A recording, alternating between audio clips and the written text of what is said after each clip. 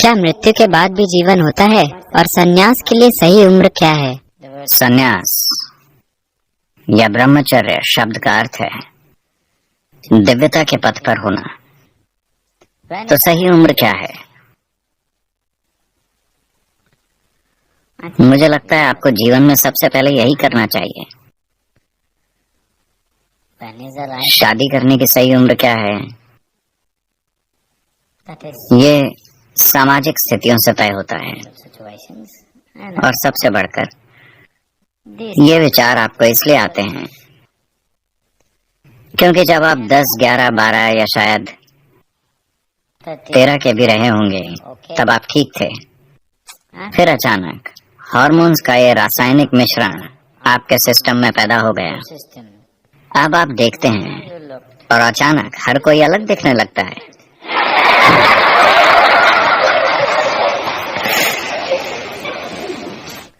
एक बार ऐसा हुआ,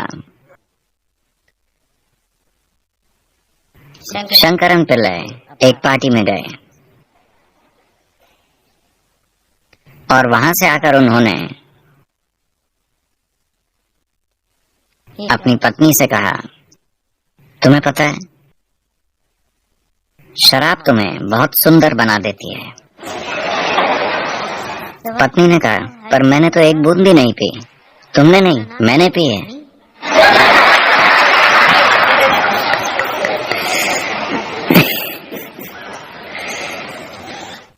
तो कुछ हार्मोन आपके सिस्टम में घुस गए और अचानक सब कुछ अलग दिखने लगा।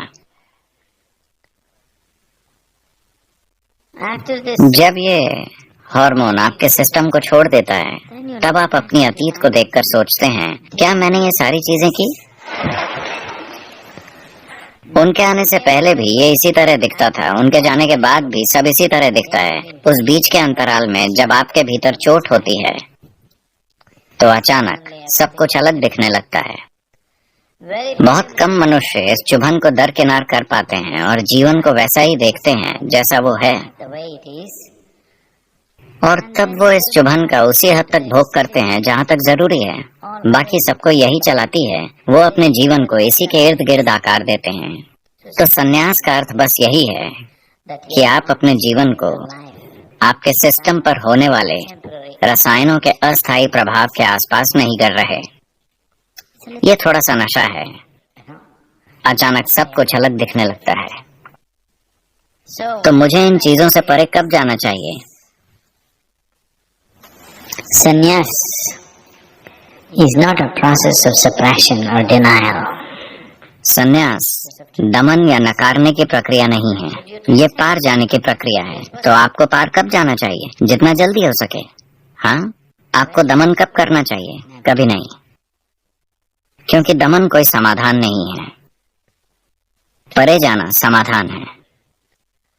परे जाना सिर्फ समाधान नहीं है, ये उससे कहीं परे है, ये समस्या से भी परे है।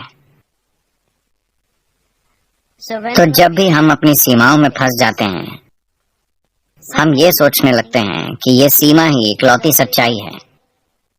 ये सीमा इकलौती सच्चाई नहीं है। आपको याद ही है कि जब आप बच्चे थे तब कामुकता नहीं थी और इससे परे जाने की कोई बात नहीं होती थी, है कि नहीं? हाँ, तो ये एक बीच का दौर है। आपके भीतर होने वाली सभी अजीब चीजों का और आपके दिमाग में चलने वाले रोमांटिक विचारों का विश्वास मत कीजिए। प्रकृति चाहती है कि आप बस बच्चे पैदा करें। अगर ये आपको प्रेरित न करे तो आप ऐसा नहीं करेंगे। बच्चे के जन्म के दौरान दर्द होता है, पर फिर भी हमारी आबादी बहुत ज्यादा है।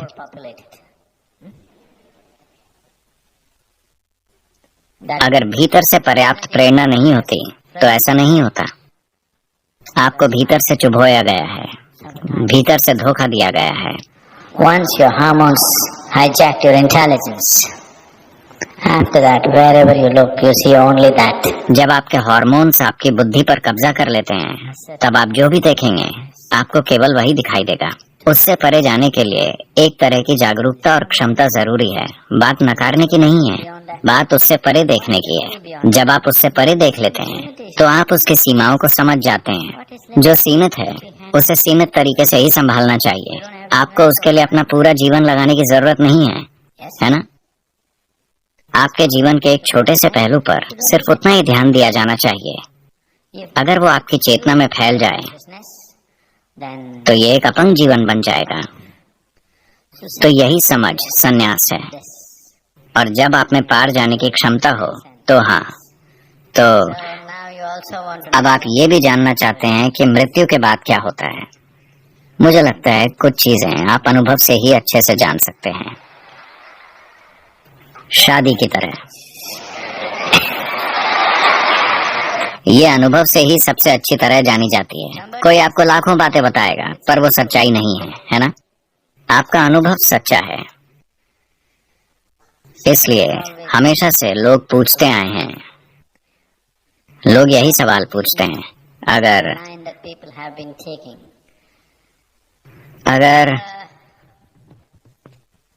आपको कोई ऐसा मिलता है जो एक गुरु है या ये उसका दावा है, तो तुरंत सबसे पहली चीज जो आप पूछते हैं, जीवन क्या है, मृत्यु क्या है? मैं चाहता हूं कि आप अपने सवाल को थोड़ी गहराई से समझें और देखें कि आप क्या पूछ रहे हैं। आप पूछ रहे हैं मेरे जीवन की प्रकृति क्या है कि नहीं? जब आप पूछते हैं मृत्यु क्या है, मैं कहाँ जाऊंगा, तो आपका प्रश्न है कि इसकी प्रकृति क्या है, इस शरीर के बाद क्या होगा। तो आप पूछ रहे हैं मैं कौन हूँ? मैं पूछता हूँ आप मुझसे क्यों पूछ रहे हैं?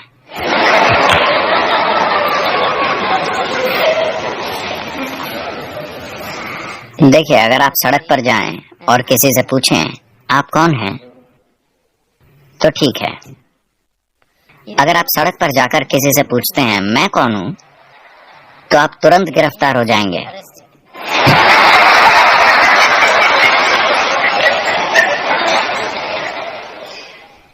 ये सिनसिनाटी एयरपोर्ट पर हुआ।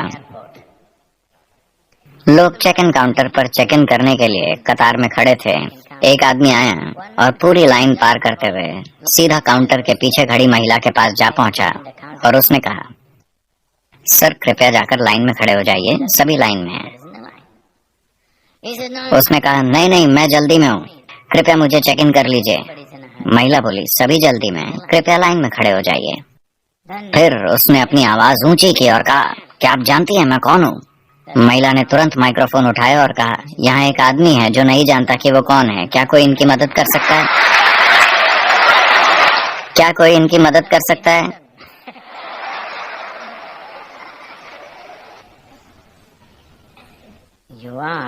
आप अभी जीवित हैं। अगर आप जानना चाहते हैं कि ये क्या है, तो आपको यहीं देखना चाहिए, कहीं और नहीं।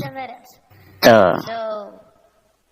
बदकिस्मती से आप मेरे साथ हैं। अगर आप सही तरह के आध्यात्मिक लोगों के साथ होते तो उन्होंने तुरंत आपसे कहा होता, आप आत्मन हैं, आप हर जगह व्याप्त हैं, आप सदा हैं, आप ये हैं, आप ईश्वर का रूप हैं। आप मुझसे ये बकवास सुनना चाहते हैं? उन्होंने आपको ये सारी चीजें बताई होंगी। अब ये मत सोचिए कि मैं आपको भ्रमित कर रहा हूँ, क्योंकि मुझे ये कोशिश करने की जरूरत नहीं है। आप पहले से ही भ्रमित हैं। क्या मुझे उस दिशा में कोई कोशिश करने की जरूरत है? मुझे कोशिश करने की जरूरत नहीं है। आप पूरी तरह भ्रमित हैं, है ना? पर भ्रम में होना एक बेहतर अवस्था है बजाय मूर्खतापूर्ण निष्कर्षों के। हाँ, बेवकूफी भरे निष्कर्ष निकालने के बजाय भ्रमित होना एक बेहतर अवस्था है। निष्कर्ष मतलब मृत्यु, भ्रम मतलब अभी एक संभावना है। हाँ ना? भ्रम का अर्थ है अब भी संभावना है, आप अब भी खोज रहे हैं। निष्कर्ष मृत्यु है, आप खत्म हो गए, आपका मामला खत्म, मैं आत्मन हूँ, आपकी कहानी खत्म। तो मृत्यु में क्या होता है हमें कुछ समय में पता चल जाएगा। इस समय अभी क्या हो रहा है। अगर आप एक केला खाते हैं तो केला इंसान बन जाता है। अभी कुछ असाधारण हो रहा है ना? चलिए पता लगाते हैं अभी क्या हो रहा है। यहाँ अंदर कुछ है जो ब्रेड के एक टुकड़े को इंसान बना सकता है। हमें जरूर पता लगाना चाहिए कि अभी क्या हो रहा है। अगर आप अपने अस्तित्व की भौतिकता से परे कुछ अनुभव करें कि अभी क्या हो रहा है, तो शरीर खत्म हो जाने के बाद भी आपको पता होगा कि क्या हो रहा है। अगर आप उसे अभी नहीं जान पाते तो आप कैसे जानेंगे कि मृत्यु के बाद क्या है। So if you are looking for spirituality for solace or for entertainment, you just came to the wrong place. तो अगर आप तसल्ली या मन बहलाने के लिए आध्यात्मिकता की खोज कर रहे हैं तो आप गलत जगह आ गए हैं। मैं कोई मनोरंजन करने वाला नहीं हूँ, ना ही मैं कोई तसल्ली बेचने वाला हूँ। अगर आप समाधान खोज रहे हैं तो हम आपके चलने के लिए एक मार्ग बना सकते हैं। कोई जवाब नहीं, आप समझे? आपके किसी भी सवाल के लिए मेरे पास कोई जवाब नहीं है। अगर सवाल सच्चा है, अगर सवाल खरा है, अगर अज्ञान की पीड़ा आपको बेचैन कर रही है, अगर नहीं जानने की पीड़ा सच में आपको परेशान कर रही है, तो मैं आपको एक तरीका दे सकता हूँ। मैं आपको समाधान खोजने का तरीका बता सकता हूँ, पर मेरे पास कोई जवाब नहीं है, क्योंकि सारे जवाब बस कहानियां हैं जो या तो आपको तसल्ली देंगी या आपका मन बहलाएंगी।